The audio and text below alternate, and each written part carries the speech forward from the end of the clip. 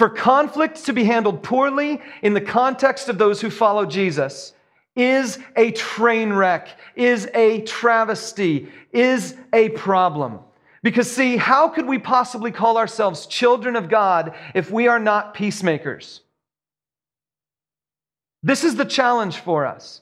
One of the main reasons we need to talk about conflict is that if we don't get it right, we have no right to call ourselves children of God or followers of Jesus. So we have to do this. We have to deal with it better than we've done before. And my hope is that over these next few weeks, we're going to get some tools and some techniques to deal with this better than we have before. And I hope that all of us will be together in this journey. And two more quick reasons why I think we need to talk about conflict. The first reason, of course, is that God is trying to build a family, and conflict is the big thing that breaks us up. The second reason is that I've personally been learning some stuff. Over this last year, I've been learning a lot about conflict. There's a book I'd like to share with you that's called Crucial Conversations. And here's the cover of it. Crucial Conversations, Tools for Talking When Stakes Are High. And these are the authors. I want you to write it down. Write down the title of this book and write down a few of the authors so you can find out who they are. Because this is a book that has affected me so deeply, we're going to take our leadership of the church through it. And it basically boils down to this theory. What makes some people effective in life boils down to how they handle the conversations that most of us end up in conflict over. Conversations when the stakes are high, when emotions are strong, when opinions differ. That's what a crucial conversation is.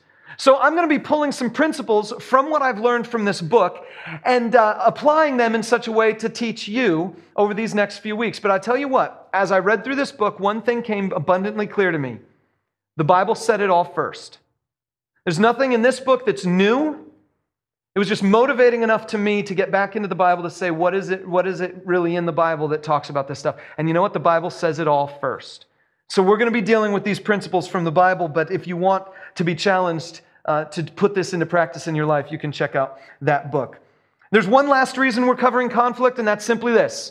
If you're around here long enough, you will not like me in some area of me.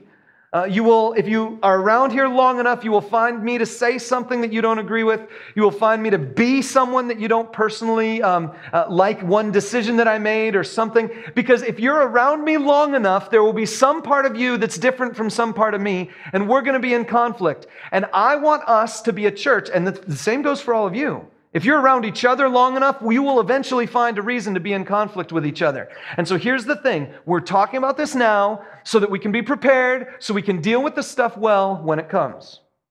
This isn't just about your marriages. This is about the sanctity of God's family. This is about all of us together. Okay. So with all that done, I'm going to give you first principle F, by looking at Cain and Abel.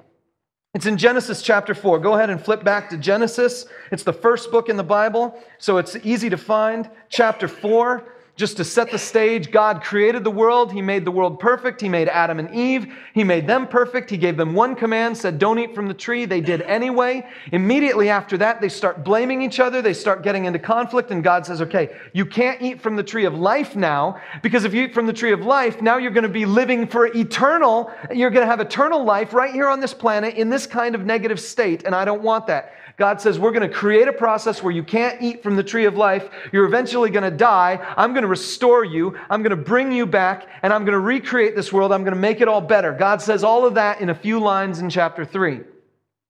Chapter 4, we find out how sin has really affected this world and see what happens. I'm just going to read the first 8 verses for us. Adam made love to his wife Eve, and she became pregnant and gave birth to Cain. She said, with the help of the Lord, I have brought forth a man. Later she gave birth to his brother Abel. Now Abel kept flocks, and Cain worked the soil. In the course of time, Cain brought some of the fruits of the soil as an offering to the Lord. And Abel also brought an offering, fat portions from some of the firstborn of his flock. The Lord looked with favor on Abel and his offering, but on Cain and on his offering he did not look with favor. So Cain was very angry, and his face was downcast. Then the Lord said to Cain, why are you angry? Why is your face downcast? If you do what is right, will you not be accepted? But if you do not do what is right, sin is crouching at your door. It desires to have you, but you must rule over it. Now Cain said to his brother Abel, let's go out to the field. While they were in the field, Cain attacked his brother Abel and killed him. If you know the story, our perception of the story, here's Cain, he's this bad dude. Here's Abel, he's this goody two-shoes younger brother. And Cain just gets fed up with him, and Abel doesn't know the turtle technique, and Cain kills him. And so that's kind of the story we know. But if you pay attention to what's actually happening here, Cain isn't portrayed as a bad guy. And Abel isn't portrayed as a goody two-shoes brother. The portrayal is just very, very simple. They start by making offerings. Cain gets sad, upset, frustrated, and he ends up killing his brother. Let's dig into this, because I think for many of our conflicts, they follow the same pattern. One thing happens, we feel a particular way about it, we end up acting out in a way that is completely unrelated to the cause. So let's think about this for just a little bit. Dig into it somewhat with me. And the first thing you'll notice is that each one of them is bringing an offering. Each one of them is bringing an offering to God. Now, this is fascinating because there are no offerings specified in Genesis 1, 2, or 3. In fact, in Genesis 3, we get the hint of an offering, but no real specification for an offering. We get the hint. And the one hint is that God slaughters an animal so that he can make skins into clothing for Adam and Eve who are wearing fig leaves. So God takes this animal skin to replace the fig leaves to give them clothing. And that's the only time we get even a hint of an offering, a hint of a sacrifice. And there's a possibility that we might say something like this. Well, what Abel is doing is he's following God. Because God killed an animal and Abel is following God. And what Cain is doing is he's trying to impress God with his own little ideas. He's got produce, and so he's going to bring to God some grapes and some lettuce and say, God, how about this? And Abel is doing the right thing because he's following God's example, and Cain is doing the wrong thing because he's trying to make up his own thing. But you know what? It doesn't say that. It doesn't say anything about that. In fact, Cain is the first one to come up with the idea for an offering. Did you notice it said he's the one who decides he's going to give an offering? He takes the best of what he's got and he brings it to God. Is that wrong? Abel takes the best of what he's got and he brings it to God in response to what Cain is doing. So here they are. They're each bringing an offering. God accepts one, he doesn't accept the other. And there's all kinds of theories we can try to imagine about that. In my mind, I kind of think that it's easier to light fat on fire, and it's easier to get meat to do its thing than it is to get a grape to go up in flames. I think I've never tried to light a lettuce leaf, but I have a feeling it's not going to burn very well. And so here's my theory. Here's these two altars, these two guys, and Cain's like doing this thing. Come on. He's got his little Zippo. Or lighter, whatever, Bic. He's lighting it, and he's like, come on, light. And Abel's over here with this big fire, and he's like, yeah, check it out, man. I don't know. I'm just all I know is somehow God communicates to Abel that his sacrifice is good. And God communicates to Cain that his sacrifice is not acceptable. Somehow. Look at what happens next.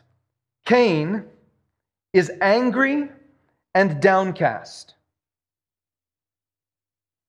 Cain is angry and downcast. Now, these are emotional words. Two very different emotional words for two very different emotions. And something that you and I need to learn about is that emotions are like the head of a beer. Okay? They're the bubbles at the top that come to the surface caused by what's below the surface. Emotions are the things up at the top. They are not the cause. They come from the cause. And so if you want to know what the emotion is all about, you have to understand what the cause of that particular emotion is. And so let's just examine this for a little bit. Take downcast. What does downcast mean? Well, you might think it means sadness or frustration or disappointment or whatever, but picture a person who's downcast, and you get a person whose head is down. Their shoulders are hunched. They're kind of slouchy. It's the Napoleon Dynamite posture. Ugh. That's downcast. Ugh. It's a feeling that you feel when you've been defeated, when you've been beaten, when you put your heart and soul into something and someone else won. When you put your heart and soul into something and someone else gets the credit. When you put your heart and soul into something and you fail. That's downcast. There's one other piece of downcast. David in the Psalms will say, "Why so downcast, O my soul? Put your hope in God." As if David is trying to say that hope is the opposite of being downcast. And so you can picture a person who's downcast being this person who says, "Man, I'm beaten and I have no hope." And if you think about Cain that way, what he wanted is he wanted God to accept him. He's bringing the best of his best to God.